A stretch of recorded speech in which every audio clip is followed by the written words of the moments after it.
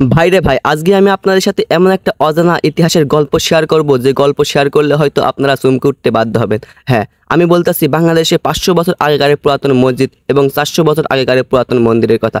এই 500 বছর আগেকারের পুরাতন মসজিদ এবং 400 বছর আগেকারের পুরাতন মন্দির কোথায় অবস্থিত, কোন জেলাতে অবস্থিত, সম্পূর্ণ ডিটেল যদি আপনারা জানতে চান তবে এই ভিডিওটা আপনাদের জন্য সম্পূর্ণ দেখার অনুরোধ রইল। বাংলাদেশে 500 বছর পুরাতন মসজিদটি নির্মাণ করা হয় পাবনা জেলা, পাবনা উপজেলা চাটমহল গ্রামে।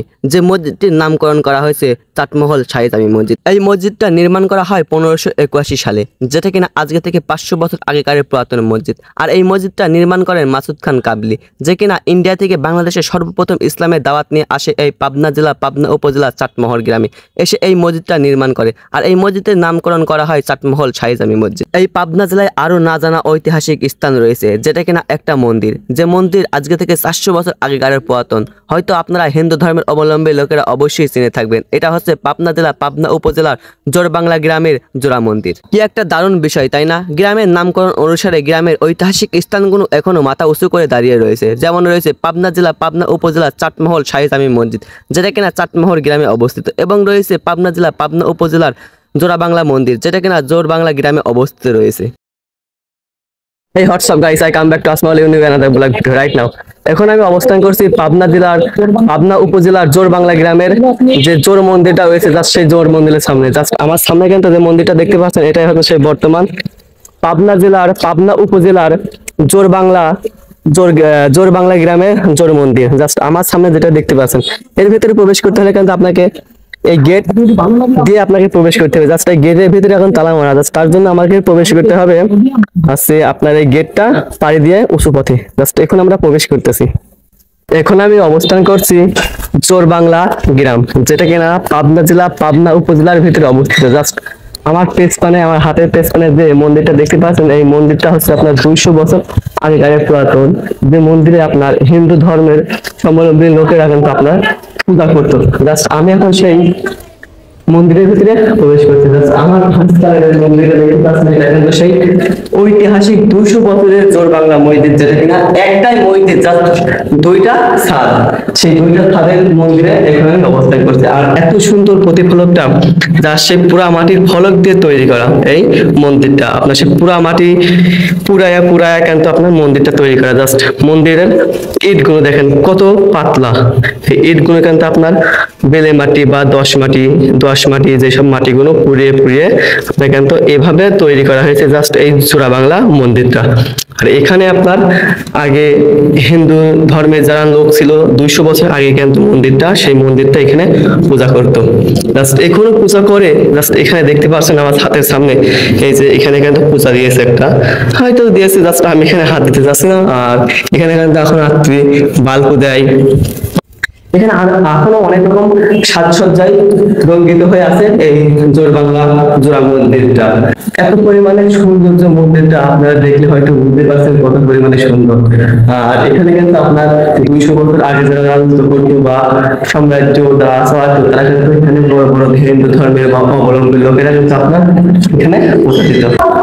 আর আপনারা যদি আমার পেছনের মন্দিরটা দেখেন, পেছনের অংশ মন্দিরের, পেছনের মন্দিরটা আমি কিন্তু আগেই বলেছি, এই মন্দিরটা একটা মন্দির, জাস্ট দুইটা ছাদ। তাকে সেই কারণে কিন্তু এই মন্দিরটাকে আপনার জোড়া মন্দির বলা হয়, বা গ্রামের নামকরণ অনুসারে এই মন্দিরটার নামকরণ করা হয়েছিল। জোর বাংলা গ্রাম অনুসারে আপনার এই মন্দিরটা নামকরণ করা হয়েছে। আর এইটা আছে মন্দিরের পেছনের অংশ জাস্ট।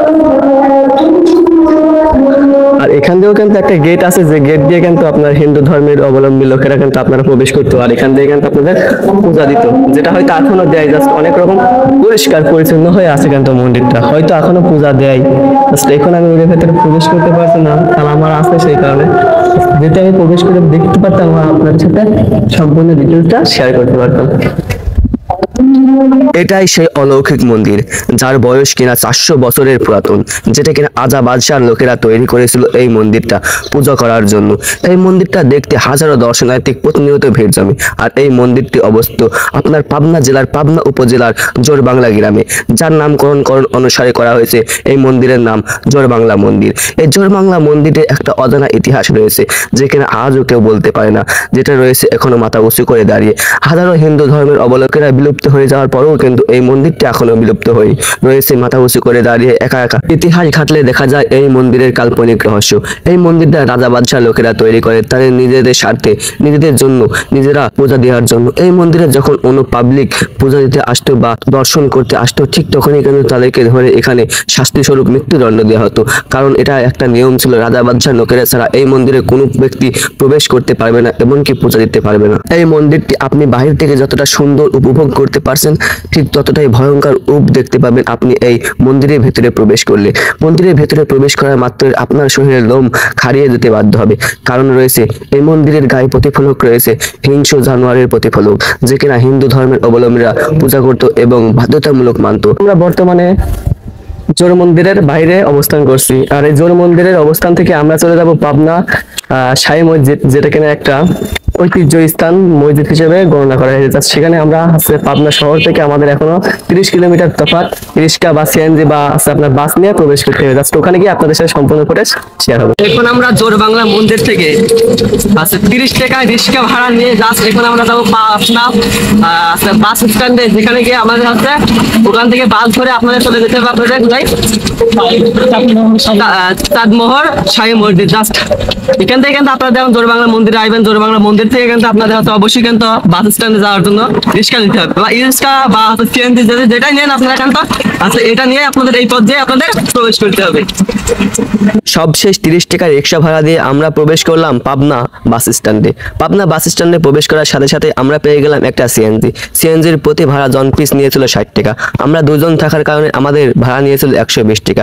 তারপর মাঠের মধ্যে দিয়ে প্রবেশ করতে করতে প্রাকৃতিক সৌন্দর্য উপভোগ করতে করতে আমরা চলে আসলাম পাবনা চাটমোহর রেল স্টেশনের সামনে। পাবনা চাটমোহর রেল স্টেশনের সামনে আমাদের সিএনজি থেকে নামিয়ে দিল, বললো এই পর্যন্ত আমার গন্তব্য এবং আমি আর যাব না। আপনাদের ওই গন্তব্যে যেতে হলে আপনাকে এখান থেকে একটা রিক্সা ভাড়া নিতে হবে, যার প্রতি জন পিস ভাড়া নেবে 15 টাকা করে। তারপরে এদিক সেদিক না করে আমরা চলে আসলাম রিক্সাওয়ালা মামার কাছে। রিক্সাওয়ালা মামা বললো যাবেন? আমি বললাম হ্যাঁ মামা যাবো। মামা বললো কোথায় যাবেন? আমি বললাম পাবনা চাটমোহর শাহী জামে মসজিদ দেখার জন্য।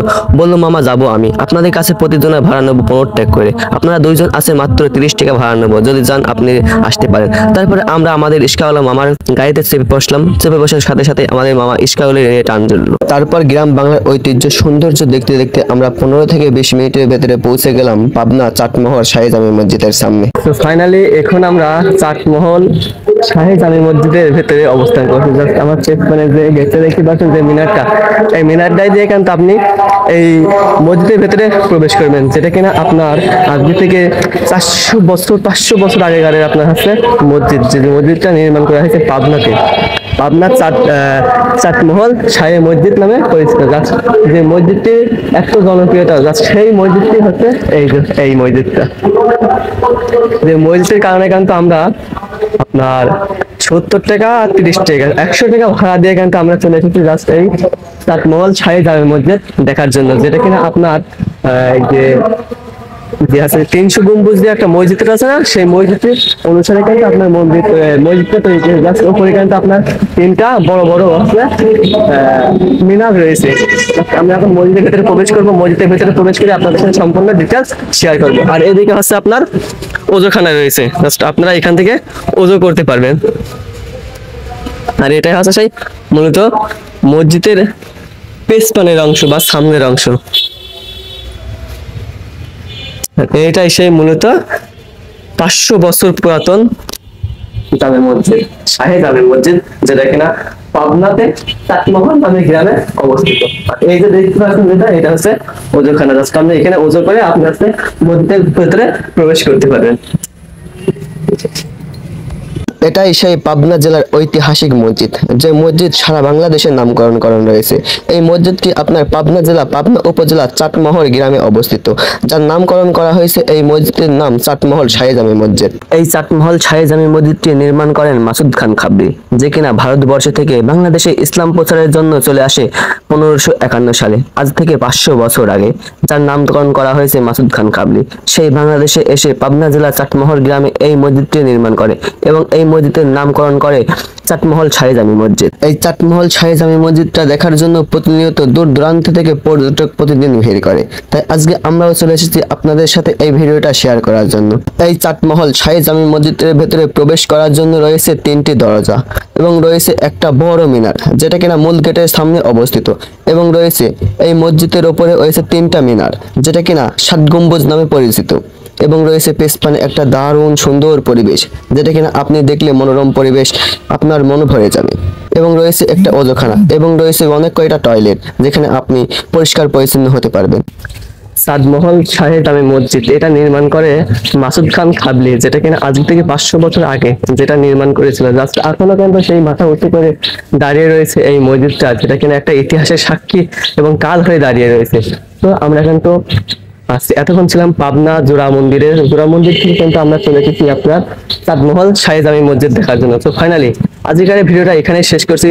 আর অবশ্যই কমেন্টের মাধ্যমে জানাবেন ভিডিওটা কে কোথা থেকে দেখছেন। আর আপনারা যদি আমার ইউটিউব চ্যানেলে নতুন হয়ে থাকেন, অবশ্যই আমার ইউটিউব চ্যানেলটা সাবস্ক্রাইব করবেন। আর নেক্সট কোথায় ব্লগ ভিডিও দেখতে চান সেটাও আপনারা আমার এই কমেন্টের মাধ্যমে জানাবেন।